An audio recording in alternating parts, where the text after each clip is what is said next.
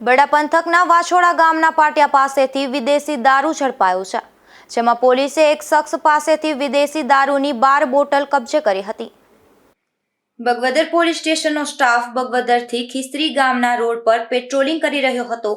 તે દરમિયાન વાછોડા ગામના પાટિયા પાસે ખીસ્ત્રી ગામ તરફથી એક શખ્સ મોપેડ લઈને આવી રહ્યો હતો, ત્યારે પોલીસે તેને રોકી અને તલાશી લેતા મોપેડની ડેકીમાંથી ભારતીય બનાવટનો વિદેશી દારૂની 12 બોટલ મળી આવી હતી। ત્યારે પોલીસે આ હિતેન ઉર્ફે લાલો પ્રવીણ વિરાણી નામના પોરબંદરના નવા એરપોર્ટ સામે ગોકુલ મથુરા એપાર્ટમેન્ટની બાજુમાં રહેતા શખ્સને ઝડપી લીધો હતો।